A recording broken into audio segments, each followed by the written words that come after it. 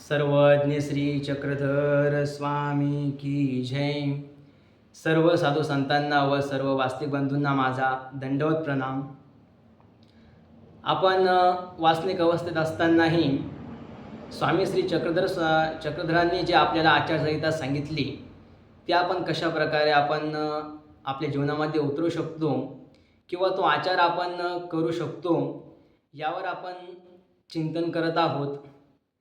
तर मागच्या वेळेला आपण महात्म्याने सत्तर जेव्हा व्हावे या आचारावर आपण चिंतन केलं होतं. आणि चिंतन करत असताना आपण पक्षकारांनी सांगितलेलं हे बघितलं की नुसतं खोटं बोलण्याचा त्याग न करता त्यासाठी लागणारे जे कारणं आहेत, ज्या कारणामुळे आपण खोटं बोलतो, अज्ञान, लोभ, स्वार्थ, अपेक्षा, दिखाववृत्ती, तर या कारणांचा आपण जेव्हा त्याग करू तेव्हा खोटं बोलणं आपोआपच आपलं थांबेल. तर आज आपण जो आचार चिंतन करणार आहोत तर तो आहे की अन्य वार्तेपासे निद्रा सांग वरी निद्रा कीजे परी अन्य वार्ता न कीजे. एकदा भट आणि काही भक्तजन होते आणि ते अन्यवार्ता करीत होते. अन्यवार्ता म्हणजे ते इतर बोलत होते देवाव्यतिरिक्त गप्पा, याच्या त्याच्या टवाळक्या करणं, असं ते गप्पा करत होते. आणि त्यामध्ये पाठक होते आणि पाठकसुद्धा त्यांच्याबरोबर अन्यवार्ता करत होते. ते एकमेकांना आव्हान करायचे की तुला काय येतं, मलाच सगळं काही कळतं, असं ते बोलत होते. आणि हे चालू त्यांच्या गप्पा अशा रंगलेल्या होत्या. आणि त्या चालू असताना मग स्वामी तिथं येतात. आणि स्वामी आल्यानंतर त्यांना स्वामींकडे लक्षही त्यांचं कोणाचंच नव्हतं. त्यांच्या त्या गप्पामध्येच ते दंग झालेले होते. एकमेकांना फक्त आव्हान करायचे, तू का खूप मोठे शास्त्रपंडित झाला का, असं म्हणून ते एकमेकांसोबत म्हणजे वाद घालायचे. तर तेव्हा स्वामी तिथं आले. स्वामी त्यांना म्हणतात की वानऱ्या, हे काय करता का. मग ते सांगतात की हे असे म्हणतात, ते तसे म्हणतात. मग स्वामी त्यांना म्हणतात की भटो, अन्यवार्तेपासे निद्रा सांग व निद्रा कीजे परी अन्यवार्ता न कीजे. तुम्ही ही अन्यवार्ता केल्यापेक्षा तुम्ही झोपलेले बरे म्हटले. आता आपण एक विचार जर केला तर स्वामी म्हणतात की तुमचं खाणं, जेवण, खाणं पिणं, झोपणं, निद्रा हे सर्व काही तुमच्या नियंत्रणामध्ये असलं पाहिजे. पण इथं स्वामी म्हणतायत की ही अन्यवार्ता केल्यापेक्षा तुम्ही झोप घेतलेले बरे. म्हणजे अन्यवार्तामध्ये असं काय असेल की स्वामी म्हणतात की तुम्ही हे केल्यापेक्षा झोपलेलं बरं. जसं आपण म्हणतो की हे काम केल्यापेक्षा न केलेलं बरं, तसं स्वामी म्हणताय की तुम्ही हे काम म्हणजे अन्यवार्ता केल्यापेक्षा तुम्ही झोपलेले बरे. मग अन्यवार्तामध्ये असं आहे तरी काय. तर अन्यवार्ता म्हणजे आपण ज्या गप्पा करतो, टवाळक्या करतो, त्या अन्यवार्तेमध्ये इतर गोष्टींचा समावेश असतो. म्हणजे इतरांचा उपहास करणं, एकमेकांची गंमत करणं, एकमेकांच्या वर्माला स्पर्श करणं, हा असा हा तसा, असाच करतो तसाच करतो, हे जे अन्यवार्ता म्हणजे या अनेक प्रकारच्या अशा अन्यवार्ता असतात की एक थोडक्यात सांगायचं म्हणजे ज्यापासून दुसऱ्याला दुःख होईल किंवा त्याच्यावर अन्य कथन होईल किंवा खोटं बोलणं आहे, हे सर्व त्या अन्यवार्तेमध्ये समावेश होत असतो. आणि त्याला अन्यवार्ता असं म्हणतात. आणि त्या अन्यवार्तेतून आपण बरंच असं कर्म लावून घेत असतो. आणि तेच कर्म आपल्याला परमेश्वराच्या प्राप्तीसाठी आड येणारं असतं. आणि त्यातूनच मग आपण जे परमेश्वराची प्राप्ती आहे तर त्याच्यामध्ये अंतराय आपला पडत असतो, आपल्या साधनेमध्ये अंतराय पडत असतो. तर ते त्याच्यामुळं स्वामी म्हणतात की तुम्ही अन्यवार्ता करू नका. अन्यवार्तापेक्षा मग तुम्ही झोपलेले तरी बरे.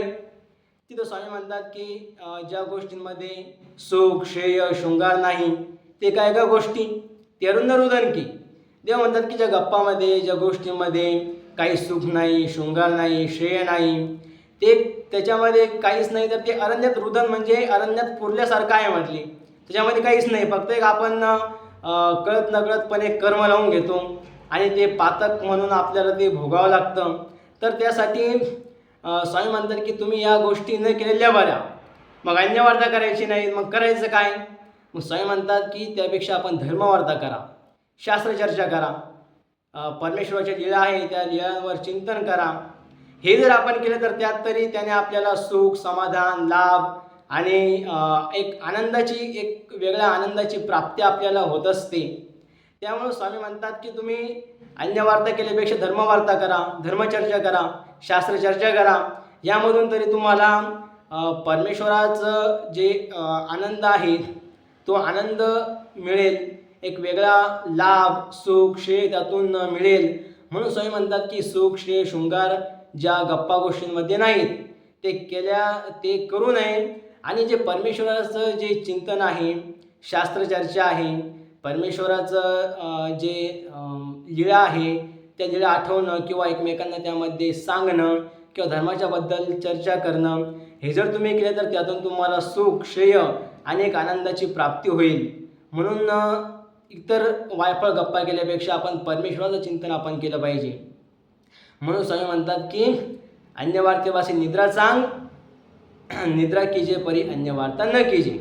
म्हणून आपणही अन्यवार्ता केल्या नाही पाहिजे, कारण अन्यवार्तेतून बरंच असं कर्म आपण लावून घेत असतो. म्हणून अन्यवार्ता सोडून आपण धर्मचर्चा किंवा परमेश्वराचं चिंतन आपण केलं पाहिजे. आणि जिथं अशी चर्चा होत असेल म्हणजे परमेश्वराची चर्चा किंवा धर्मचिंतन, शास्त्रचर्चा होत असेल तर तिथं देव म्हणतात की अव्यक्त स्वरूपामध्ये आम्ही तिथं असतोच. म्हणून आपण ही चर्चा आपण केली पाहिजे. आणि देव तिथं म्हणतात की तो ते तुला मंगळकाळ झाला. म्हणजे मंगळकाळ म्हणजे असा उत्तम असा काळ, कारण ज्या चर्चेने, ज्या शास्त्रचिंतनाने आपल्याला सुख होत असेल, श्रेय मिळत असेल आणि आनंदही प्राप्त होत असेल, तर अशा काळात तिथं मंगळकाळ देवाने असं म्हटलेलं आहे. म्हणजे हा मंगळकाळ झाला म्हटले. आणि या मंगळकाळाचा अनुभव जर आपल्याला घ्यायचा असेल तर त्यासाठी आपल्याला शास्त्रचिंतन, शास्त्रचर्चा, कोणी आपला वासनिक भेटला असेल, साधू भेटला असेल तर त्यासोबत आपल्याला आपण चर्चा केली पाहिजे, धर्मचर्चा, शास्त्रचर्चा आपण केली पाहिजे. आणि त्यातून हा आपला आचार सिद्धीस आपला जाईल. आणि अन्यवार्ता न केल्यापेक्षा आपण हेच परमेश्वराचं चिंतन, त्यातून आपले जे दुष्कर्म आहेत त्या दुष्कर्मांचा सुद्धा नाश होतो. म्हणून आपण अन्यवार्ता केल्यापेक्षा परमेश्वराचं चिंतन आपण केलं पाहिजे. त्यातून आपले जे कर्म नाश होणार आहेत ते नाश होतात.